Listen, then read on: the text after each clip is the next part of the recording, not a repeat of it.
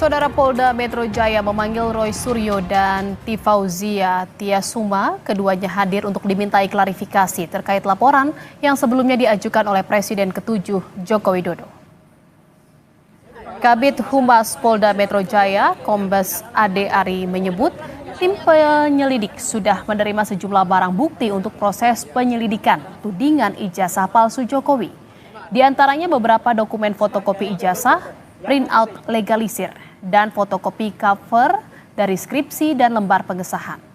Tim penyelidik masih terus melakukan penyelidikan untuk mengungkap kasus tudingan ijazah palsu Jokowi, apakah terdapat unsur pidana atau tidak.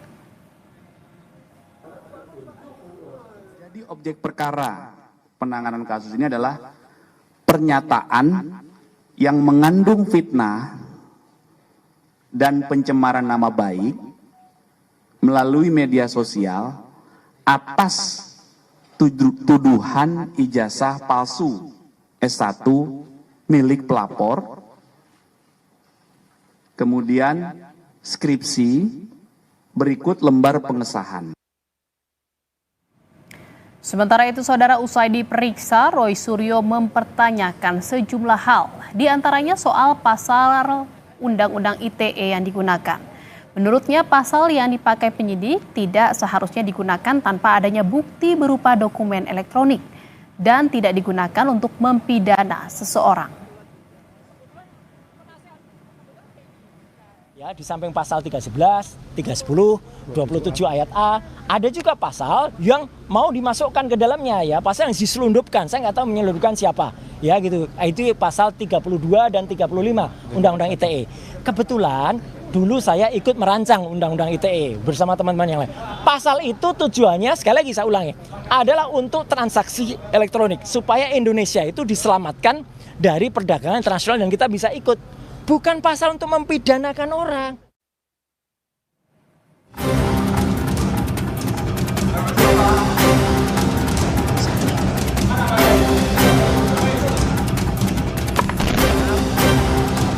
Kasus tudingan ijazah palsu milik Presiden ke-7 RI masih bergulir. Dan polisi mulai memeriksa sejumlah saksi. Sebelumnya, Jokowi melalui kuasa hukum dan anggota keluarga yang ditunjuk telah menyerahkan ijazah miliknya ke Bareskrim Polri. Ijazah dan dokumen pendukung lainnya dibawa langsung adik ipar Jokowi, Wahyudi Andrianto, dari Solo. Jokowi menyatakan ijazah itu diserahkan guna keperluan penyelidikan dan pemeriksaan laboratorium forensik. Ia juga menyebut akan memenuhi proses hukum, termasuk terkait 2 laporan lain yang saat ini sedang berjalan, yakni di Polda Metro Jaya dan Sleman. Supaya tahu ya, di Bareskrim itu ada aduan. Ada aduan dari seseorang. Menyerahkan berkas ijazah asli, baik yang universitas sama yang SMA, SMP, SD. Kita berikan. Sampai sekarang masih di sana ijazahnya. Yang kedua, ada yang kita melaporkan, itu di Polda Metro, itu beda lagi. Tolong ada lagi yang di sini, di Solo, itu perdata. Beda lagi. Sementara itu, Ketua Umum PDI Perjuangan Megawati Soekarno Putri menyinggung polemik ijazah milik Presiden ke-7 Joko Widodo. Meski tak menyinggung langsung nama Presiden ke-7 Joko Widodo, Mega menyebut pihak yang terlibat harus menunjukkan ijazahnya dan tak perlu ragu memberi bukti jika ijazahnya asli. Orang banyak tuh sekarang gonjang-ganjing urusan ijazah dan narkoba. Ya kok susah aja. Kalau ada ijazah itu masih ada ini ijazah saya. Itu nah dengan demikian ini kan saya pusing ya, pusing orang.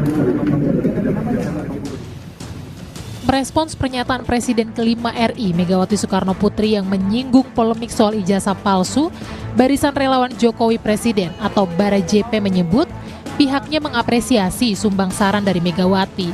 Namun, sebaiknya hal itu juga ditujukan pada pihak terlapor, yakni Roy Suryo CS.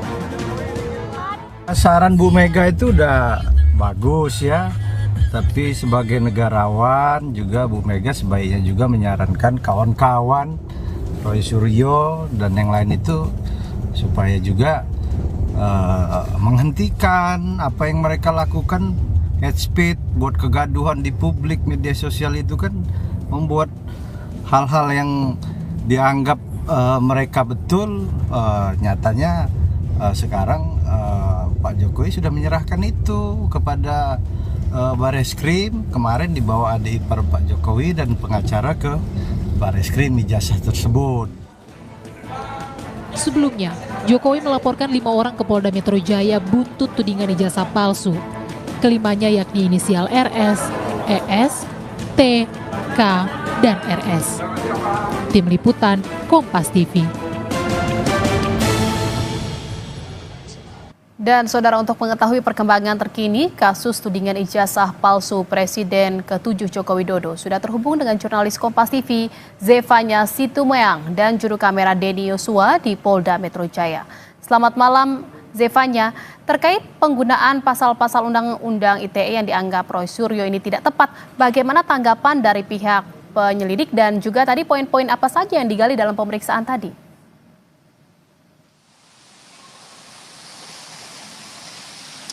Ya Jihan, memang selain Undang-Undang ITE ada juga UU lain begitu ya yang dikaitkan dengan kasus ini, di mana kalau dari Yaakob Hasibuan ini mengaitkan dengan pasal 310 dan 311 KUHP tentang pencemaran nama baik, kemudian dengan UU ITE antara lain di pasal 27A, pasal 30 dan pasal 35. Memang belum ada tanggapan begitu dari pihak tim penyelidik terkait dengan tanggapan Roy Suryo yang memang menyebut bahwa sangat disayangkan jika memang kasus ini dikaitkan dengan Undang-Undang ITE, karena seperti yang sudah disampaikan tadi, Roy Suryo merasa seharusnya Undang-Undang ITE ini tidak untuk memidanakan seseorang begitu. Tapi kita nanti tentu akan menunggu bagaimana pernyataan atau tanggapan dari tim penyelidik sendiri, karena memang kalau kita ketahui untuk mengaitkan dengan Undang-Undang ITE tentu harus ada barang bukti yang berkaitan dengan barang bukti elektronik juga begitu ya, seperti yang disampaikan oleh Roy Suryo tadi. Sehingga kalau kita melihat dari barang bukti yang sudah terkumpulkan oleh tim penyelidik saat ini, seperti yang sudah saya dapatkan dari Kabid Humas Polda Metro Jaya, Ade Ari ini menyebut dari tim penyelidik ini sudah mengantongi satu buah flash disk berisikan 24 link video YouTube dan konten pada sosial media X. Kemudian ada beberapa dokumen fotokopi ijazah milik pelapor Joko Widodo, kemudian juga ada print out legalisir, lalu ada fotokopi cover dari skripsi dan lembar pengesahan. Sejumlah barang bukti ini tengah dikumpulkan oleh tim penyelidik dan sedang dalam proses penyelidikan lebih lanjut oleh Ditreskrim Polda Metro Jaya. Kemudian juga sejumlah saksi, kita ketahui sebanyak 24 saksi kurang lebih ini telah memberikan klarifikasinya atau keterangannya terkait dengan tudingan ijazah palsu Jokowi.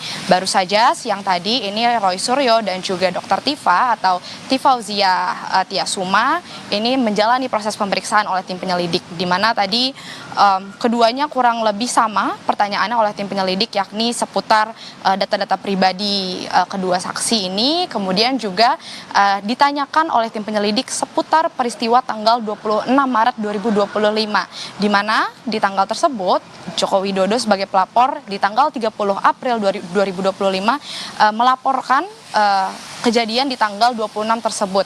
Kalau dari Kabid Humas Polda Metro Jaya, Kombes Pol Ade Ari ini menyebut di tanggal 26 itu Joko Widodo sebagai pelapor ini menemukan sejumlah video yang berisi pernyataan terkait dengan tudingan ijazah palsu miliknya begitu ya, sehingga Jokowi ini kemudian memanggil ajudannya untuk mengumpulkan sejumlah barang bukti untuk bisa dilaporkan ke Polda Metro Jaya untuk diselidiki lebih lanjut. Sehingga dari barang bukti tersebut yang sudah dikumpulkan ini kemudian dipanggil sejumlah saksi-saksi. Kita ketahui diantaranya ini ada saksi berinisial RHS, kemudian RSN, berinisial TT, kemudian ES dan juga KTR. Nah, kelima saksi ini tadi ditekankan oleh Kombes Pol Ade Ari bahwa ini belum dinyatakan sebagai terlapor, tapi sebagai saksi. Sehingga memang fokusnya dari tim penyelidik saat ini adalah bukan untuk membuktikan keaslian dari ijazahnya, tapi untuk mengungkap terlebih dahulu dari peristiwa 26 Maret yang dilaporkan oleh Joko Widodo, apakah ini memang benar ada unsur pidana atau tidak. Sehingga dari keterangan para saksi ini dikumpulkan dengan juga barang bukti yang sudah dikumpulkan ini akan diselidiki lebih lanjut oleh tim penyelidik apakah ada unsur pidana atau tidak. Kemudian juga Jihan dan juga saudara kita ketahui hari ini selain Roy Suryo dan juga Dr. Tifa, sebelumnya ini juga ada ada 3 orang di hari Rabu kemarin ini yang juga dipanggil oleh tim penyelidik begitu ya. Salah satunya yang menghadiri panggilan ini ada Mikael Sinaga juga. Nah, dari sejumlah saksi-saksi ini juga masih akan dilakukan proses penyelidikan, dan memang ada sejumlah saksi yang mangkir atau belum memenuhi panggilan dari tim penyelidik, sehingga ini masih akan dilakukan penjadwalan ulang untuk proses pemeriksaannya. Namun memang dari tim penyelidik belum bisa memberitahu atau menginformasikan kapan pemeriksaan ulang terhadap saksi yang belum hadir ini akan dilakukan. Jihan. Baik, terima kasih atas laporan Anda, jurnalis Kompas TV Zevanya Situmeang dari Polda Metro Jaya. Selamat bertugas kembali.